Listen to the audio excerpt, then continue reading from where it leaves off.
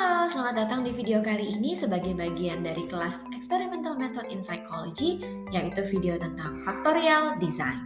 Yuk kita cari tahu dulu kenapa penting bagi kamu untuk menonton video ini. Tujuannya adalah yang pertama, kamu mampu mengaplikasikan experimental research method dalam penelitian di psikologi.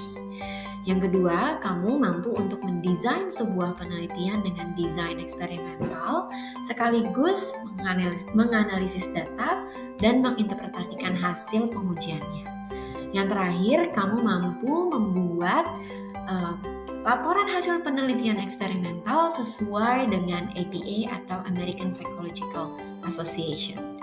Nah, learning objektifnya adalah kami, para dosen, berharap kamu mampu untuk mengeksplorasi karakteristik dari desain faktorial.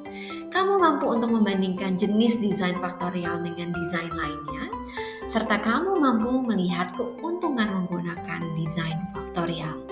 Yuk, sekarang apa sih sebenarnya yang dimaksud sebagai factorial design? Factorial design sebenarnya adalah salah satu jenis between subject yang biasanya dilakukan dalam experimental method yang memungkinkan kamu sebagai peneliti untuk mengukur efek dari dua faktor atau lebih pada variabel independen. Dengan kata lain, kamu memiliki dua atau lebih dari independent variable atau IV.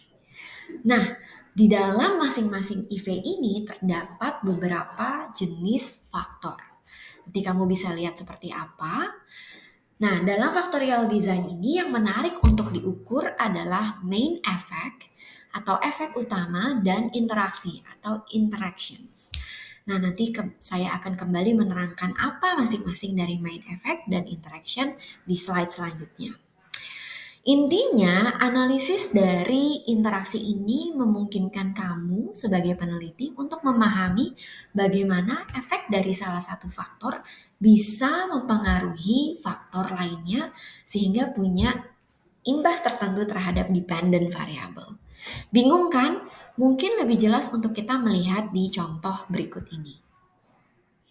Misalnya, kamu sebagai peneliti ingin mengetahui efek dari metode belajar, yaitu menggunakan kuis atau membaca buku, mana yang lebih efektif terhadap tingkat prestasi, yaitu DV-nya, antara mahasiswa laki-laki dengan mahasiswi perempuan.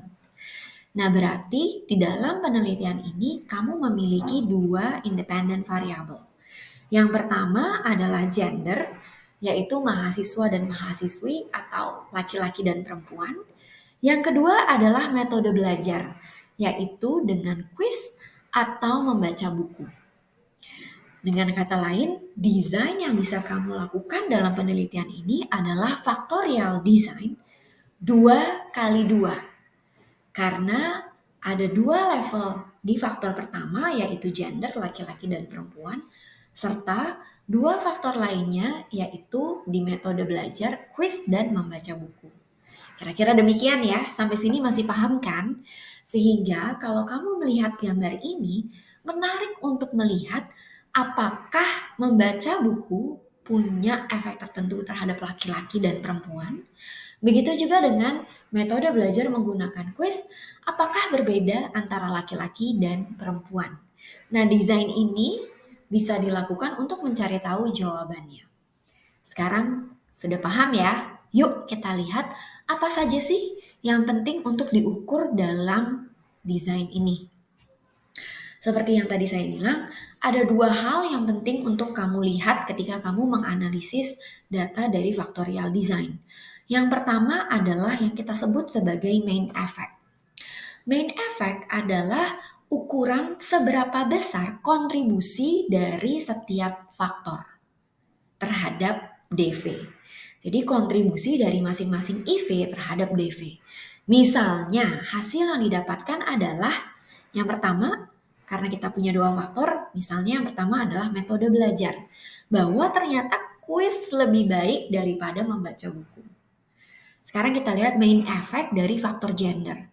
Ternyata perempuan memiliki tingkat prestasi yang berbeda secara signifikan dibandingkan laki-laki.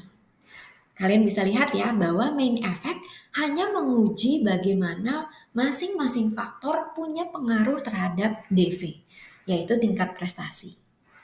Nah, sekarang satu lagi yang penting untuk kita lihat adalah interaksi atau interaction effect, yaitu pengukuran untuk melihat apakah masing-masing faktor memiliki pengaruh satu sama lain sehingga pengaruhnya berbeda terhadap DV.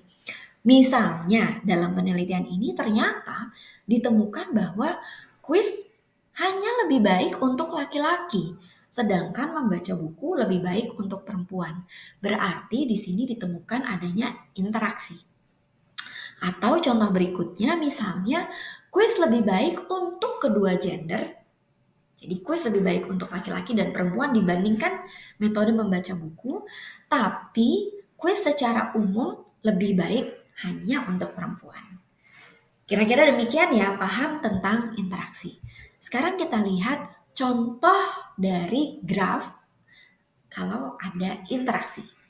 Nah, misalnya seperti ini, kalian bisa lihat di sebelah kiri adalah untuk laki-laki dan sebelah kanan adalah untuk perempuan. Warna biru menggambarkan membaca buku dan warna merah menggambarkan quiz. Kamu bisa melihat bahwa di sini adanya main effect pada gender bahwa laki-laki selalu lebih tinggi dari perempuan. Ada main effect dari strategi belajar bahwa quiz yang warna merah selalu lebih tinggi daripada yang biru. Berarti quiz lebih baik secara umum. Nah, untuk melihat apakah ada interaksi atau tidak, cara yang paling mudah adalah ketika kamu menarik kedua garis itu akan saling bersinggungan. Jika demikian, kamu dapat menyimpulkan bahwa di situ ada interaksi. Mudah ya? Yuk sekarang kita lihat cara gampang menuliskan label dari desain faktorial. Kamu boleh memilih salah satu dari contoh penulisannya. Yang mana saja boleh. Oke? Yuk kita quiz. Quiz pertama, hal-hal berikut dapat dilihat dalam desain faktorial kecuali yang mana? Jawabannya adalah variabel asing. Kuis yang kedua, jika terdapat dua faktor dalam desain faktorial dan setiap faktor memiliki 3 level, maka total kombinasi yang diuji adalah yang mana? 2 kali 3 adalah 6. Oke? Untuk assignment-nya kamu bisa pikirkan sendiri. Dan terima kasih telah menonton video ini. Kalau masih ada pertanyaan, silakan kirimkan email atau kita ketemu di kelas. Terima kasih.